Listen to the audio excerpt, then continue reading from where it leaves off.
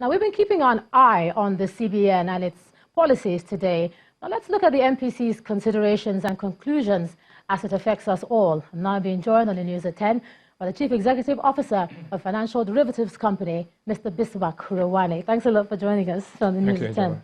So it's the season of talking to economists like yourself. Yes, we know MPC, but talk to us first about that first quarter performance that we saw there, you know, the whole increase, and talking about the fact that since 2015, we haven't seen it. What do you think? Basically, what has happened is that we had a GDP slowdown from 2.38 to 2.01 in the first quarter. Usually, the first quarter is seasonally low, but the truth is that compared to the previous quarter, there was a slowdown. But compared to previous first quarters, this was the strongest first quarter in the last 4 years. However, if you break down these results, you find that the sectors that grew fastest were transport, electricity, agriculture, but most importantly, real estate. Real estate, this is the first time real estate has grown in 3 years. And once real estate starts growing, it means that, technically speaking, from this quarter, we are out of the recession.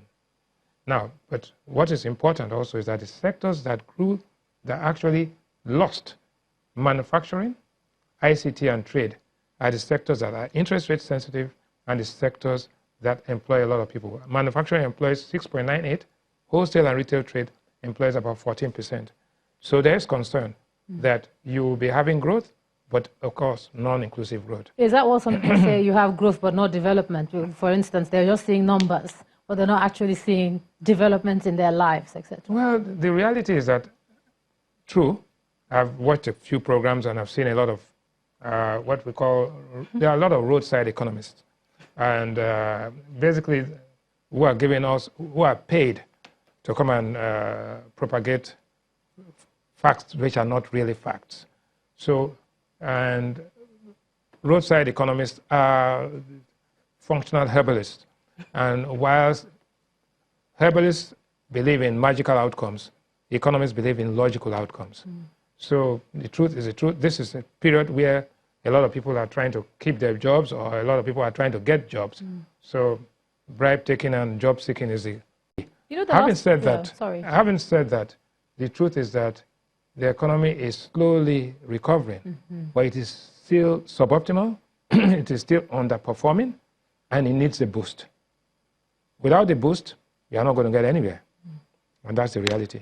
What I was trying to say before, sorry, cutting you off there, you talked about status quo economics, the last time we talked about this MPC. Absolutely, yeah. And you have it again. Yes. So is this fine the way it is? Well, I wouldn't say it's fine. I would say that the reality is that there was a cut last time of 50 basis points at the end of March. The GDP numbers you have today are actually GDP for first quarter. So this cut took place only 7 or 8 days before the end of the first quarter. So it's unfair to judge that performance at this time. But when you look forward, you have to ask yourself, what's the impact of what has happened? The impact of what has happened on different sectors. On the economy, it's, you know, I would say fairly okay. On corporate, there's not going to be credit. The higher borrowing rates, CBN intervention is going to continue to increase, and it's not going to. But on the consumer, which is what the viewers out there want to know, what is the impact on me? On me as a consumer, there are 7 commodities that we looked at. These 7 commodities, tomatoes has increased in the last month by 53%. It's gone from 6,000 to 13,000 naira. Rice has gone from 14,000 naira to 17,000. Do not believe all those stories about all the, you know, these things. Indomie has gone up by 15% from 2,000 to 2,300. Pepper has gone up from 6,000 to 7,000. The new yam has gone up from 800 to 900. Gari stayed flat. That's the only item that stayed flat at 6,250. And Semovita went up from 2,850 to 3,000. So what's the outlook? What has happened today at the MPC is not going to change anything, right? It's just wait and see. And again, you know, same old, same old. The outlook is that GDP in Q2 is going to be flat at about 1.9 to 2%. It's not going to increase as expected.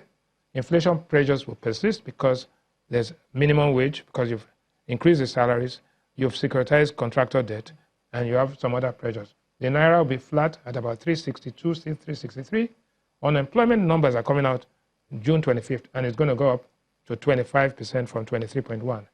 And there'll be a supplementary budget and likely adjustments. The truth is that the future looks slightly better, but there's work to be done.